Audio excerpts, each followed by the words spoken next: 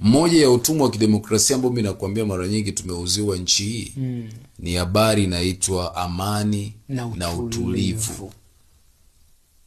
Watanzania, mimi nazungumza kama mlimwengu ninayeelewa ninachozungumza. Tunapozungumza maneno au tunapounda maneno. Sasa hapa tunakuja kwenye sayansi ya lugha. Okay. Ndio. Tunapozungumza maneno, maana yake ni kwamba kuna sura ya maneno tunataka uione na kuna maana ya maneno hayo tunayomaanisha. Shumelipata? Yes, ndio maana kwenye political psychology wanasiasa wanafundishwa shape shifting. Mwanasiasa siku zote anapambana kukuonesha sura unaotaka kuiona wewe. Lakini sura yake halisi ya kuoneshi ni public. Utaifahamu in person. Shumelipata? Yes.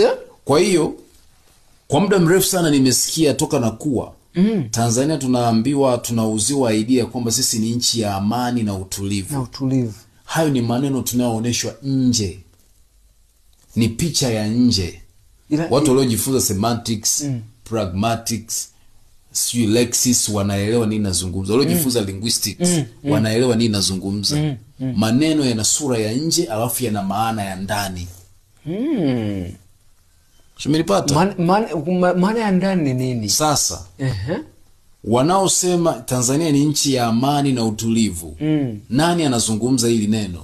Ni mwanasiasa aliyeko madarakani, sio mwananchi. Sio mwananchi ambaye hayuko kwenye mamlaka. Mimi mwanasiasa ndio nakuambia wewe mwananchi. Shumelipata?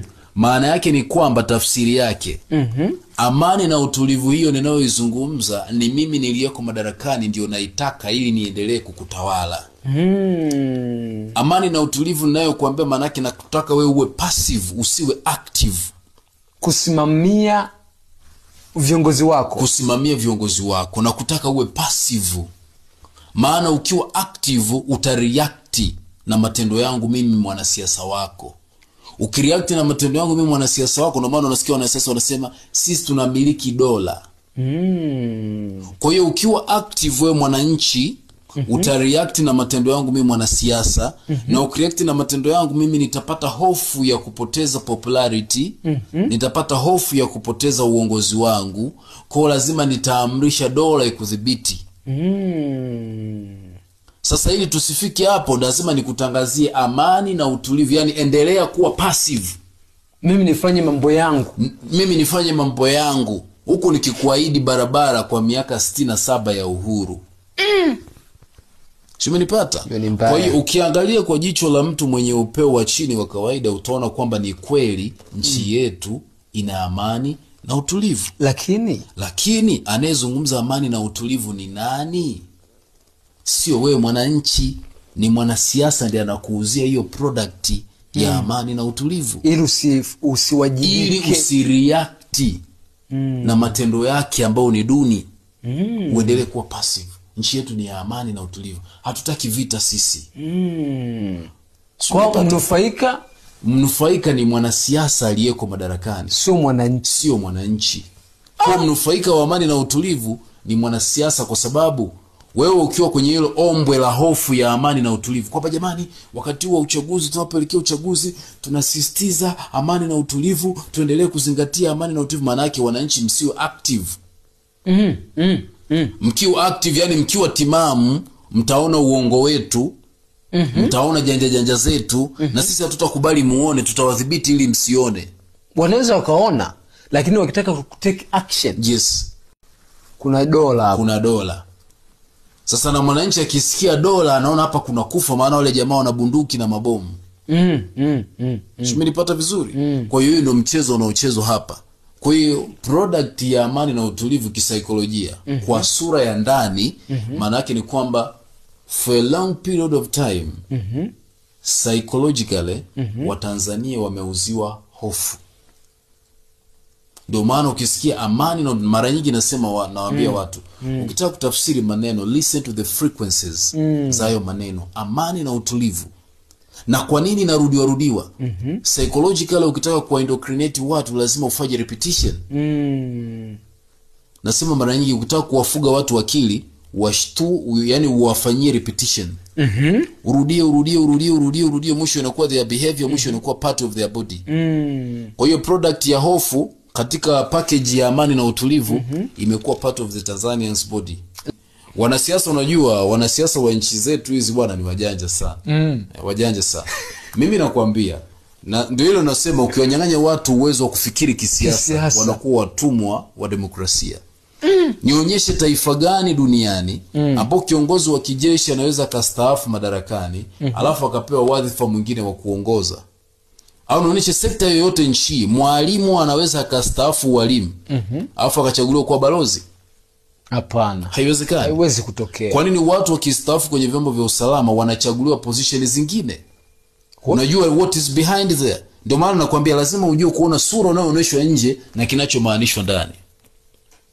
Kitu gani kiko nyuma? Kwenye nchi zetu inafanyika vile kwa sababu nyie mnaobaki kwenye hivi vyombo tunawaonesha kwamba mkiwa loyo kwetu wakati mnaondoka sisi wanasiasa. Sisi wanasiasa. Mkiwa loyo kwetu wakati mnaondoka tunaweza kukutengenezea mazingira ya kuendelea kula. Kwa hiyo waliopo lazima wawe loyo na wanasiasa. That's why kwa fikra zangu ndogo nadhani ni ngumu sana kwa nchi kama zetu hizi au yetu hii kukutana na mapinduzi ya kijeshi. Kwa sababu kuna promise. Ya kula vizuri. Ya kula vizuri paka unakufa. Paka unakufa baadaye. Swali langu linakuja, kwa nini walimu wakistaafu hawezi kuteuliwa kuwa balozi? Ila kuna watu wakistaafu kwenye baadhi ya vyombo wanateuliwa nafasi zingine. Wakati kisheria ameshastaafu umri wa miaka 60, amestaafu kazi. Apumzike nyumbani. Hiyo position kwa nini unasipewa watu ambao ni damu changa? Kumbe ndo nyuma yake hicho. Sasa huo ndio kunyang'anya watu uwezo wa kufikiri kisiasa. Wanakuwa watumwa wa demokrasia. The more hofu inapozidi kuwa kubwa, hofu inazaa chuki. Na chuki inazaa kitu kinaitwa liwalo na liwe. Shumenipata? So, one of the challenge ni kwamba wanasiasa wanadhani kuendelea kuuza hofu katika zama hizi tulizopo wanadhani kwamba ni kitu ambacho kitawafanya waendelee kubaki safe. Ila wanatakiwa wajifunze. Kuna mtu aliuza hofu anaitwa Mobutu Sese Seko na hayupo duniani sasa hivi. Shumenipata? Aliuza hofu lakini sasa hivi hayupo. Alikuwa anatesa watu upande wa pili. Na sasa hivi hayupo duniani. Hayupo kabisa. Kwa hiyo inakuonesha kabisa hofu ni bidhaa ambayo haidumu. Siku watu wakiwa na akili timamu watakulipa sawa na ulivyowalisha. That's how it is. Mshanipata? That's how it is. Na hofu inatengeneza chuki. Nachokiona mimi hususan ndio maana mimi nasikitika sana navyoona kwenye vipindi kama hivi vya siasa, nikiona vyombo vyetu vya usalama vinatumika yani vinatokea kwenye matukio yanayoonekana yana base katika upande fulani wa kisiasa zaidi. Yana interest za kisiasa zaidi kuliko za kiusalama.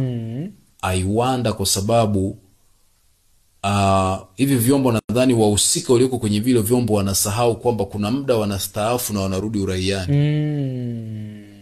Yanawarudia. Na kile chombo hakitakuwepo, maana ukiwa kwenye kile chombo ni mtu wao. Ila ukistaafu sio mtu wao, utajijua mwenyewe. Hawakutambui kabisa. Hasa ukiwa hauna cheo na hauna influence. Shumenipata?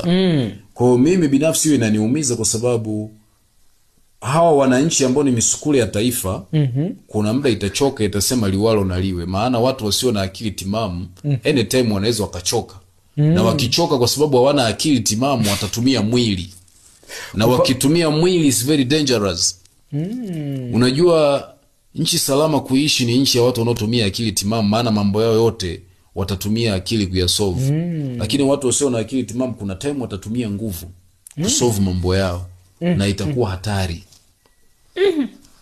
Umenipata? Itakuwa hatari sana. Hiyo ni mbaya. Kwa hiyo mimi nikiangalia siasa zetu naona hofu imeuzwa sana. Hii propaganda ya amani na utulivu wanasiasa kiukweli mmefanikiwa kuiuza vizuri. Nje mnatuonesha amani na utulivu, lakini ndani mnachomaanisha ni kwamba nyie ndio mnajilinda pale kwenye amani na utulivu.